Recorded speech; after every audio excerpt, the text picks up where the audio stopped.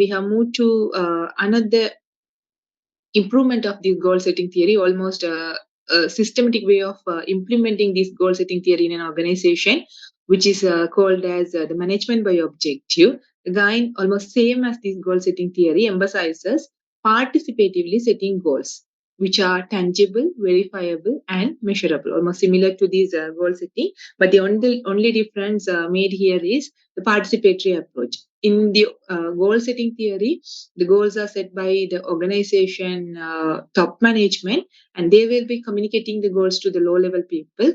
And the low level people are the one who will be working towards the achievement of this goal. However, they will not be involving in the establishment of these goals. So someone else sets the goals and they will communicate it to the low people.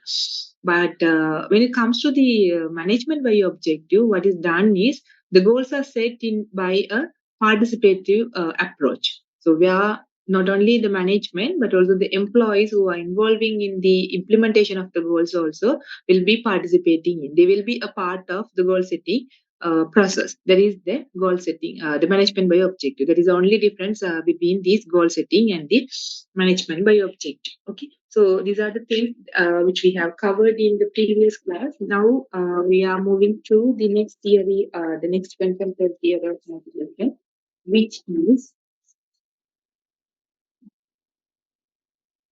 the self-efficacy theory. Okay. So the self-efficacy theory, so we can also call this theory, or this theory is also known as the social cognitive theory or the social learning theory. So these are the two different names given to the self-efficacy theory. So which refers to an individual. Usually the self-efficacy, if we ask what is self-efficacy, it's an individual belief that he or she is capable of performing a task.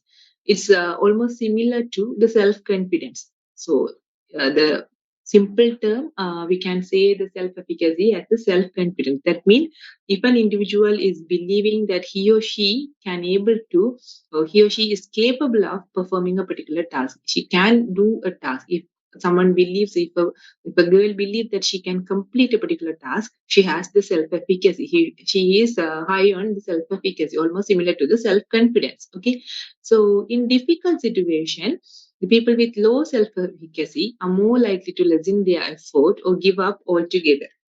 So if the self-confidence or the self-efficacy is really low, when the situations are getting difficult, when the tasks are getting difficult, when people are need to be involved in the complex situation, the complex task, if a person is really low at the self-efficacy, they will ruin their effort and they will most likely to give up. Okay, while those with high self-efficacy will try harder to master the challenge, even the situation is challenging, even the situation is really complex, even the task or goals are really difficult.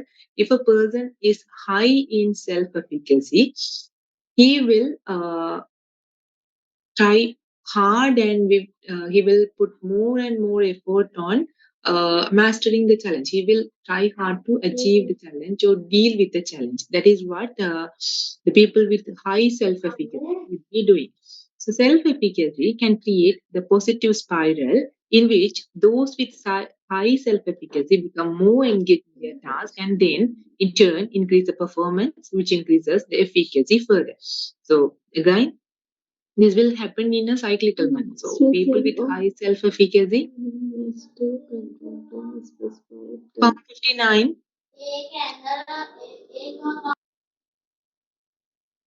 Yeah. Okay, so people with high self-efficacy, even the goals are challenging, even the task is really complex, and even they are involving in difficult tasks, what they will do is because of their self-confidence, because of their belief of their capability, they will put more effort, they will try hard to work towards or to achieve the difficult goal. So which in turn their extra effort and their extra performance will lead to the higher performance, and because of that higher performance their self-efficacy will be again increased further.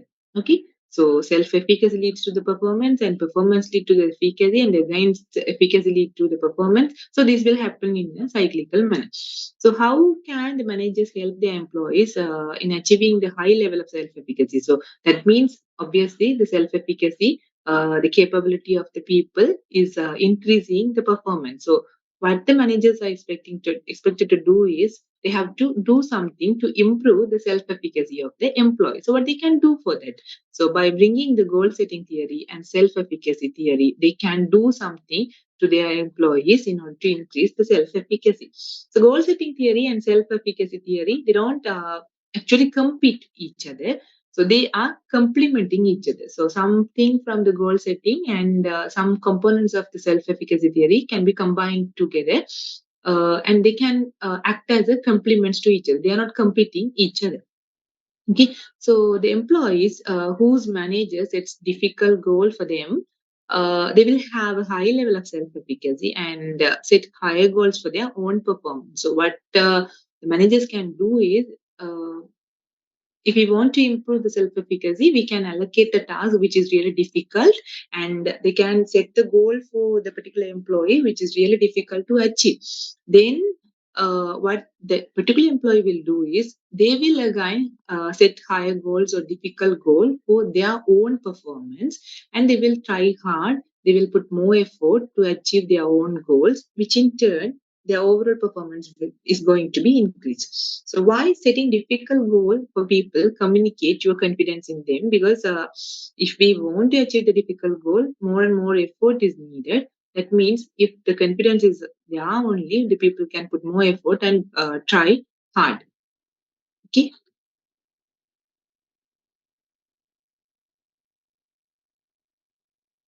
So in such cases, setting difficult specific goals and acceptance by the employee, all these are the components of goal setting theory. Whereas the belief or the belief about the capability of his or her performance is falling under the self-efficacy theory. So as I already said, these two theories are like complementing each other. So this theory can be combined together by a manager in order to improve the self-efficacy. So here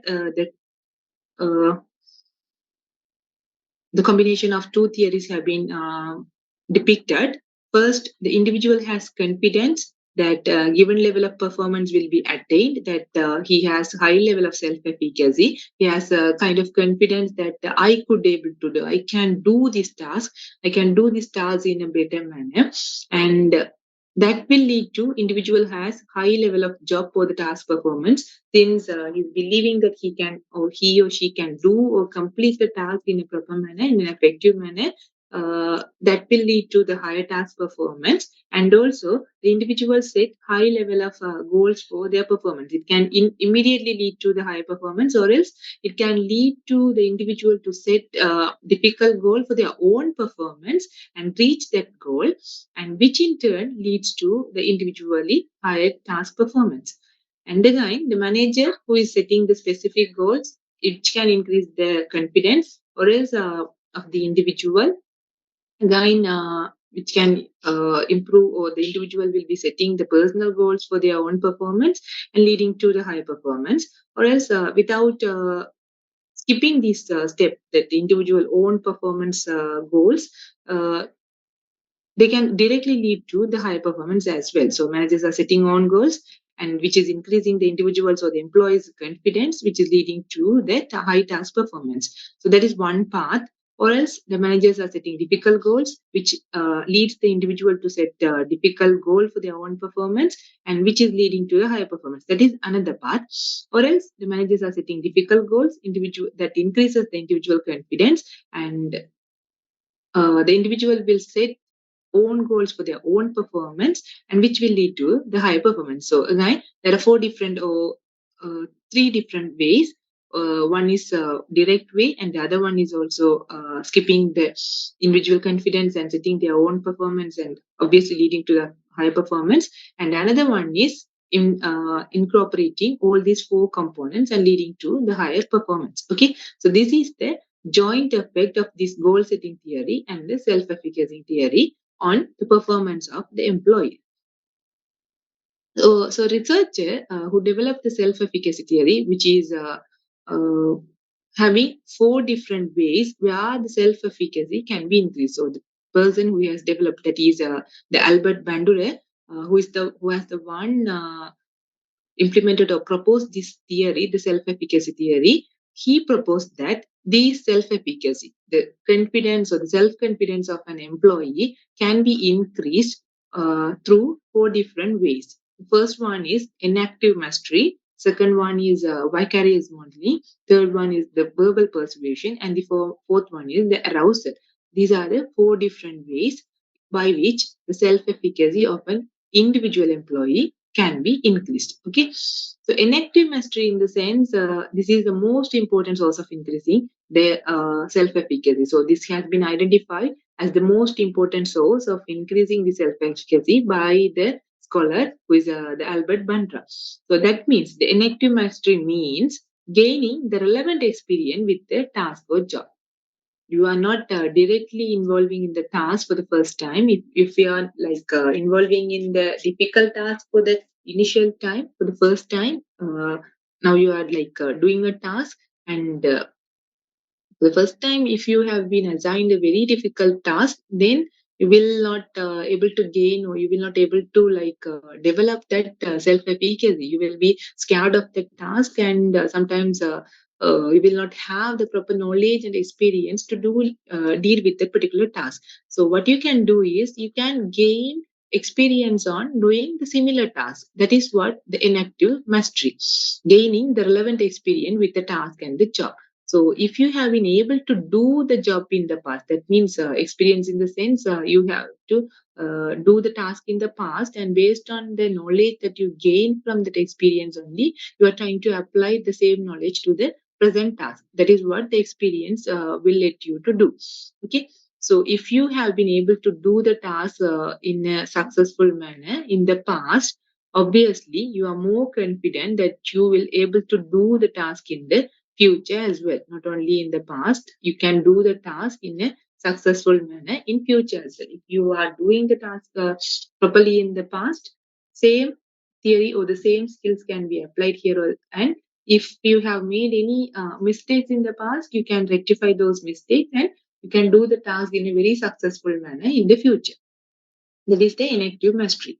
And the second one is the vicarious modeling. So this is the second source by which this self-efficacy can be improved. That is the vicarious modeling. So the second source, the vicarious modeling, becoming more confident because you see someone else doing the task. Okay. So vicarious modeling, in the sense, you are becoming more and more confident because you are watching someone else is doing the similar task. Not you are directly involving the task, but you see someone else is doing the task very successfully. So by looking at them, you just develop a confidence. Okay, if they are able to do the task, of course I can also try, I can also do the task in the similar manner. But this vicarious model will work like in a effective way if the person you are observing is almost similar to you. Okay, maybe in the same age group as yourself, or maybe having the same level of knowledge as you, or maybe having the same level of same years of experience as you. If the person you are observing is almost similar to you, with the similar demographic characteristics, similar knowledge level, similar expertise, similar experience, then that will help you to develop the self-confidence or the self-efficacy. So that will be working in a very effective manner if the person you are observing is almost similar. That is the vicarious modeling, the second source of improving the self-efficacy. And the third source of self-efficacy is the verbal persuasion. So here, what is done is becoming more confident because someone convinces you that you have the necessary skills and knowledge to do a particular task in a successful manner. That is what done under the verbal persuasion. You know, if sometimes you may not have the confidence to engage in the task, you may not have the confidence to do the task, but maybe your friend or maybe your family members, maybe your teachers or lecturers, they can convince you I know you can able to do the task. That's how they are telling to you, and they are convincing you to engage in the task. So in such cases, the verbal persuasion, the persuasion or the compliment or their words can improve your self confidence or your self efficacy. That is the third source, that is the verbal persuasion. And the final source is the arousal. So arousal, according to the Bandra, it is also a source increasing the self-efficacy. That means it leads to an energized state, like the person gets psyched up and performs better. So he is like being energized and like uh, becoming interested on the work, and he is excited about performing the job, and that will help the person to do better performance. Okay, so that is the fourth source of improving the self-efficacy. So according to Bandra, there are four different ways by which the self-efficacy of the employees or an individual could be improved. First one is the inactive mastery, vicarious modeling, verbal persuasion, and the arousal. Okay, uh, is it clear?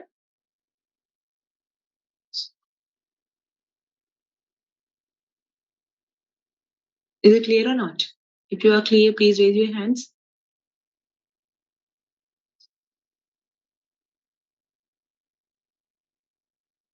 Okay, one hand is raised. How about others?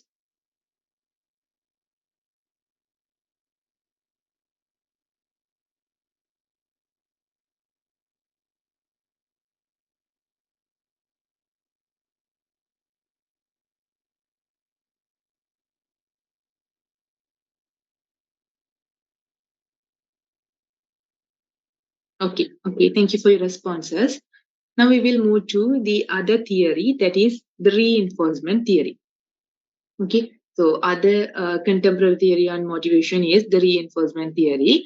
So this goal setting theory, this theory uh, is comparing, if we compare this theory with the goal setting approach, that proposes that an individual purposes direct his action. So according, if we compare the this theory with the goal setting, in goal setting what we are saying is, if an individual has a particular purpose or goal to be achieved, that will direct the individual to put more effort, and that will motivate the individual to work hard.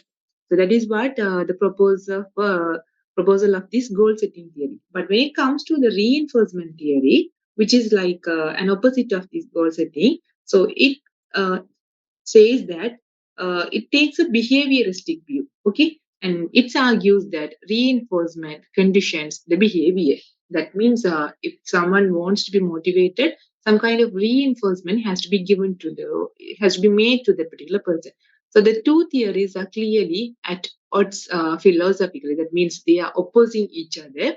So the reinforcement theories see the behavior as environmentally caused. Earlier, goal setting theory, we are saying that because of the goals, the people are motivated. That means they are intrinsically motivated. But under the reinforcement theory, it says that the behavior is caused by the environmental factors, not by the intrinsic factors. So if you want to do something, if you want to change the behavior, we have to focus on the environmental factor, the outside factor. That is what proposed under the reinforcement theory. So, reinforcement theory ignores the inner state of the individual and concentrates solely on what happens when he or she takes some action. Okay, so it almost ignores the inner state. The intrinsic motivation is completely ignored, avoided in the reinforcement theory, because it does not concern itself with what initiates the behavior, and it is not, strictly speaking, the theory of motivation. So here the consideration is given on the outcomes of the behavior, the consequences of behavior, not on the causes or what initiates the behavior of an individual. But it does provide a powerful mean of analyzing what controls the behavior. And this is why we typically consider the discussion of motivation. Obviously, since it is not focusing on the causes, it's focusing on the consequences. We cannot explicitly say that which is a theory of motivation. However, since it is analyzing what controls the behavior, we are typically considering it in the discussions of the motivation. Okay. So, uh,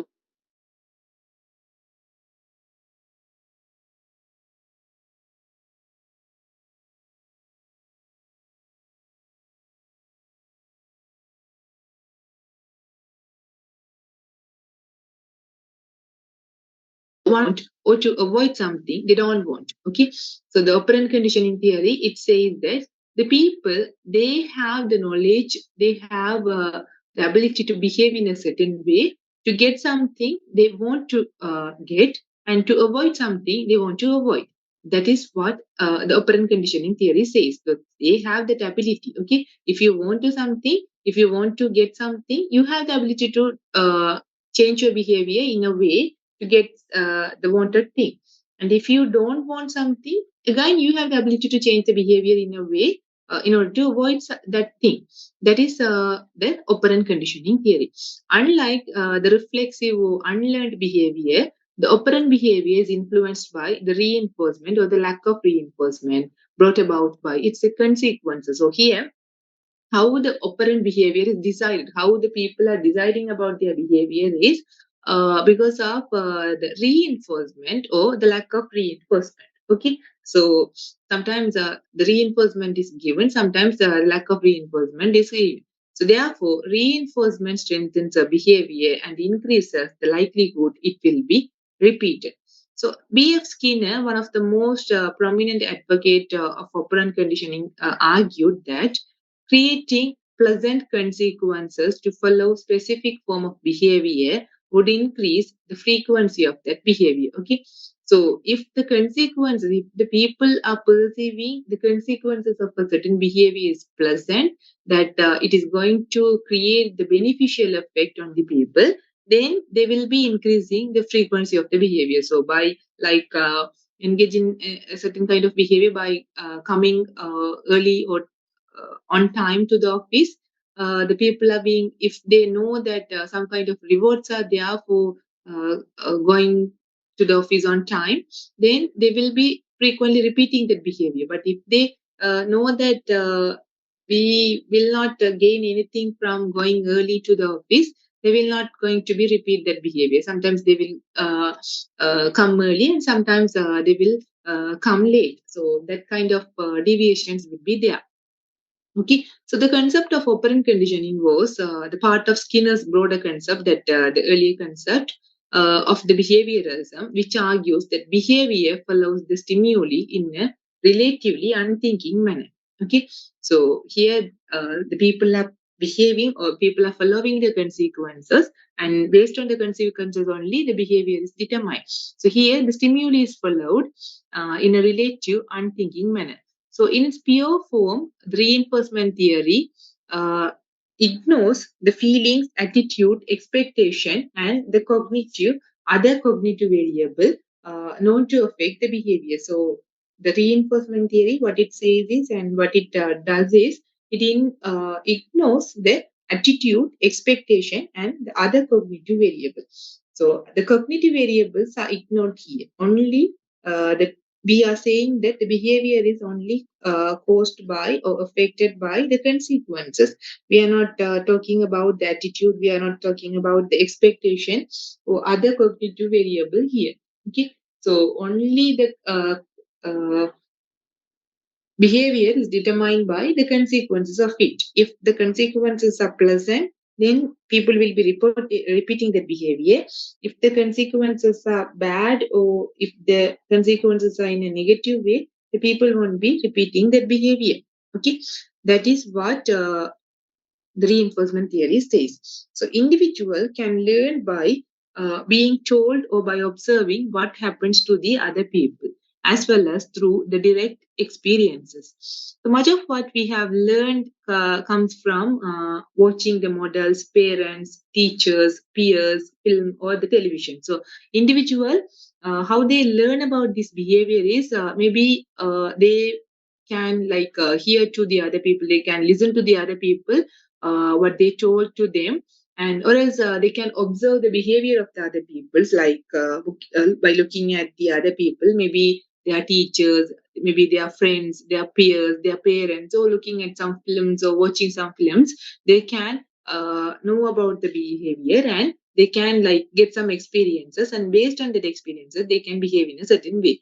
So this view that we can learn through both observation and the direct experiences, which is called the social learning theory, so which is also a connected theory of this reinforcement. So almost we learn from the experiences. How we get the experiences by looking at the models, that means the peers, teachers, or the people who are around them, and the films we watch, the stories we read. So everything is going to influence or give some knowledge, and based on the learned experiences we are going to behave in a certain way. Okay. So, although the social learning theory is an extension of the operant conditioning, the operant conditioning theories they are under the reinforcement, and which is extended to include the experiences, and which is known as the social learning theory. So that it assumes the behavior is a function of the consequences. It also acknowledges the effect of observational learning and the perception. The people respond to the way they perceive and define the consequences, not to the objective consequences. Or even they are behaving, or even they are changing their behavior according to the consequences. The consequences, what they think would be the consequences, that may not be the actual consequences. Sometimes they will have a perception, okay, this will be the consequences of our action. So according to their perception they will be behaving. Okay. So the models are central to the social learning viewpoint. Four processes determine the influence of an individual is: first one, the attentional process. So model which are central to the social learning viewpoint. That means from where the people are learning, so how they are getting the experiences about the behavior. So there are four different processes. First one, attentional process. Second one, retention process. Third one, motor reproduction process. And fourth one, reinforcement process. Okay.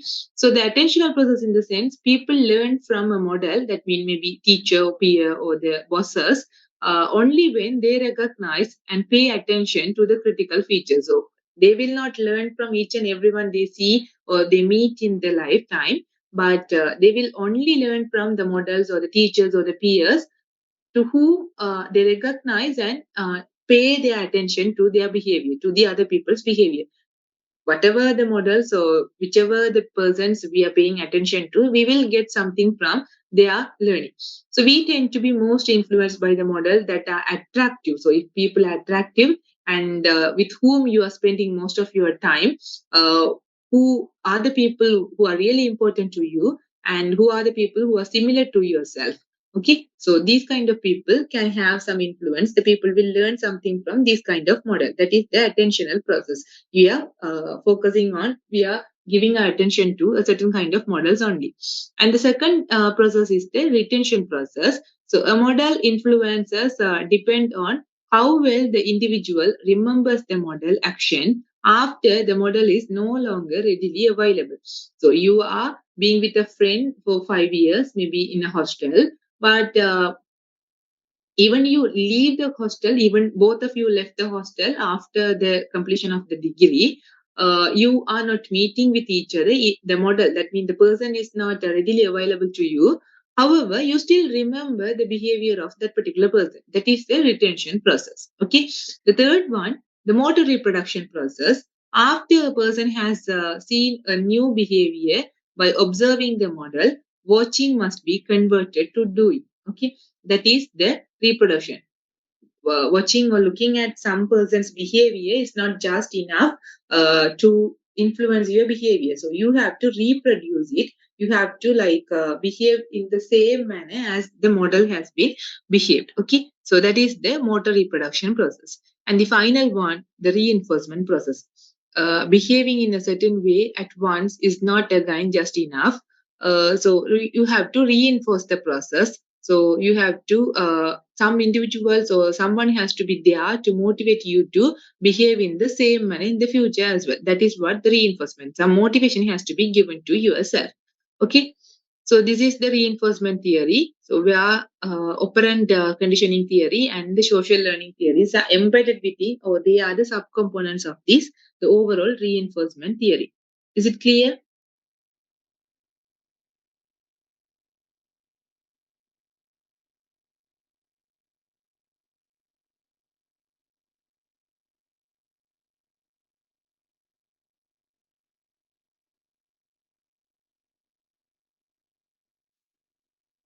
Okay, now we will move to the next theory, that is equity theory, or the organizational justice theory. Okay, so here what usually does is the people, what they are doing is they are comparing with each other. Okay, usually the people are comparing themselves with the other people in the organization, and they are seeing whether the equity exists or not. Okay, so if we perceive our ratio to be equal to the relevant others with whom we compare ourselves, the state of equity exists. We perceive that our situation is fair and justice prevail. Okay, so you are working for an organization, maybe as a management trainee in a bank, and there is someone else also doing the same role, the management trainee. Then you try to compare the roles of the yourself and the other person, the person A. Maybe your name is person A and the other person's name is person B. So you are trying to compare yourself. The person A is trying to compare with person B. If everything is same, if you think that the equity exists, you think the situation is fair, the organization is offering the fair rewards, and the justice exists. Okay, justice prevails. If not, if you think that that person B is given more and more opportunity to work on certain way, and they are being rewarded more than myself. I am receiving 50,000, but the person B is receiving 60,000 per month. Then you will see that fairness is not there, equity is not there. Okay, when we see the ratio as unequal and we feel under rewarded, we experience equity tension, and that creates anger. So when you like see that equity is not there, some kind of inequality is there, then you will feel about you that equity tension will be created in among yourself, and that will make you, or that will put you in a state of anger. So when we see ourselves as over rewarded, the tension creates the guilt. When you see that you are receiving 70,000 but the person is receiving 50,000, right, that is also an issue. You are being treated unfairly, that according to that person you are being treated unfairly, because you are receiving, you both are doing the same job role, but you are receiving 20,000 more than the other person. Again here you will feel some kind of guiltiness. Okay, so the referent, the employee select adds to the complexity of the equity theory. So how you are going to select the other person, whether you are going to select the other person, maybe uh, rather than selecting the other person like the same management trainee, you can select the some other person and compare yourself with themselves. Okay, so how you are going to select? So the other person, you are person A, then if you select the person B, that second person is referred to as the referent. Okay, so how you are going to select that reference? So there are four referent comparison. So once you select the reference, you will compare themselves with yourself. So four different comparisons will be done. First one, self insight. An employee's experiences in a different position inside the employee's current organization. So you will compare about the experiences. And self outside, an employee's experience in a situation or position outside the employee's current organization. Sometimes you may select a person from inside the organization, maybe uh, the same person performing the same job role, or you may select some person outside the organization, maybe the management trainees of the other banks. Okay, so the next one, others inside, another individual or group of individual inside the employees organization, not the same people. You may select the other people, so you can like compare your self, your experience and your salary, that is the self outside, and you can compare your experience and the salary of the other organization, that is self outside, and you can select an individual to compare with yourself from your organization, that is others inside, and you can select someone else from the some other organization, not about your organization, that is others outside. So in these four different way, the selection of referent, that is the person being compared, can be selected. Okay, so once you select these referent, you will compare the yourself with the referent. So employees might compare themselves to friends, neighbors, co-workers, or the colleagues in organization, or compare their present job with their past job. So comparison can be done with other people, or else the comparison can be done with the current job and the past job as well. So which referent an employee chooses will be influenced by the information the employee holds about the referent, as well as by the attractiveness of the referent. So how much of the information you are holding, and what is the attractiveness of the referent. So four moderating variables are gender, length of tenure, the level in the organization, and the amount of education and the professionalism. These are the four different variables that will impact on the selection of the referent. So you can select based on the gender. If you are a female, you can select you will usually select a person uh, who is also a female. Or if you have the length of tenure like maybe 3 years in that organization, you will select the person who will be having the similar experience, maybe 2.5 years experience. A level in the organization, if you are at the managerial level, you will again select the person from the managerial level. You will not go and select the person at the frontline employees. And the amount of education, if you are having the master's degree, you will select the person who is also having the master degree. So similar characteristics will be compared, and you will select the person based on these four different moderators. And once you select, you will compare yourself with the referent, and based on the comparison, you will come to some different conclusions.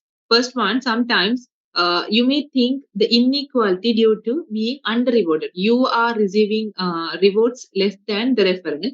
So that means you are perceiving yourself as the under-rewarded.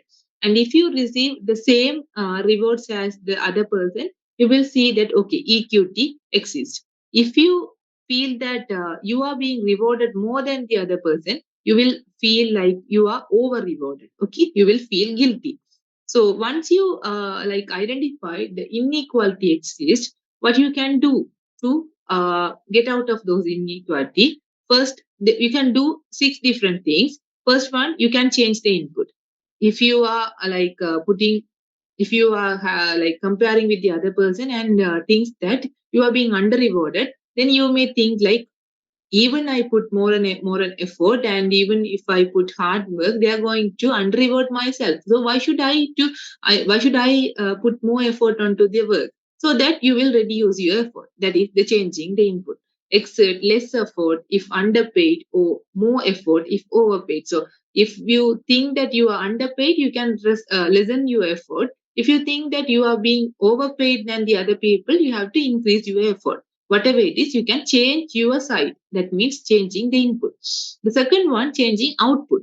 So the outcome, individual paid on a piece based basis, that means for the production basis, they can increase their pay by producing a high quality of the unit of the lower quality. Okay, sometimes they can increase the outcome. So if the employees are like rewarded on a basis like the how many units they produce in a day, they can reduce the quality and produce more and more units. That is changing outcome. The third one, distort the perception of self. Okay, that means I used to think that I work at a moderate pace, but now I realize I work a lot harder than everyone else. Sometimes you can think like, okay, I have the work in a moderate level, but when you compare with others only, you think that okay, I work a lot harder than the other people. I'm not working at a low level. I'm working, I'm putting very much effort on this work. I'm working at a very hard level. That's how you can distort. You can think about, you can change your perception of yourself. And or else you can distort the perception of others. Mike's job isn't as desirable as I thought. Sometimes after comparing only, you may think that even we have the same experience, if we even we are at the same age group, but they Mike is doing some job which is not like as desirable as myself. That's why I'm being over rewarded. And sometimes the other thing you can do is choosing a different referent. Sometimes the referent you have chosen may not be the appropriate one. If they have more experience, 8 years of experience, and if you have 3 years of experience, again that differences is going to be reflected in the reward. So in such cases, the reference is not the appropriate one. So you can change the reference. And final one, even after doing this, or even you think that EQT is not there entirely, it is avoided, is neglected, then the final option you can go for is the leaving the pit, quitting the job. Okay, so these are the things that you can do in order to make get out of this inequality. Is that clear?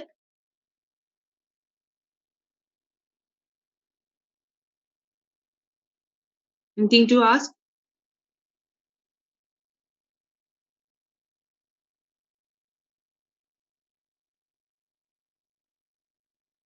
Any doubts or any clarification?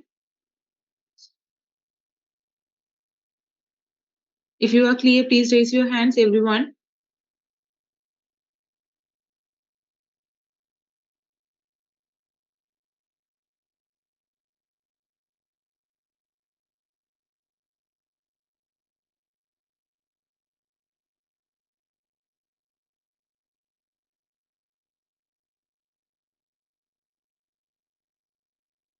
Okay, thank you for the responses. Uh, okay, okay, thank you. Since the attendance is really low, only 26 people are here. It may be because of your examination, I think. I will stop the class with this. We will continue the other chapter or the other theory. One more theory is there, expectancy theory, in the next class, and we will continue the other chapter. Is it okay, or shall I continue?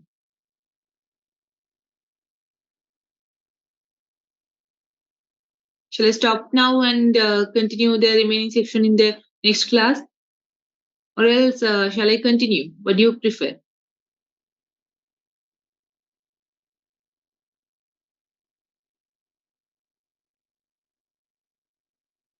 If I want to stop, please respond. Or else, if I want to continue also, you can respond. You can put it in the chat box.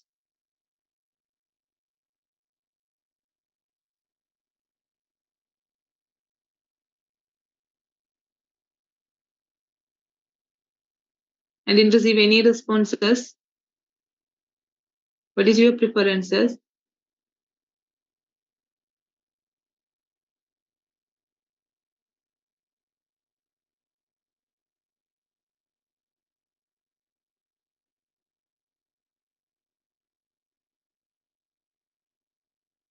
Shall we stop? If you are okay to stop, or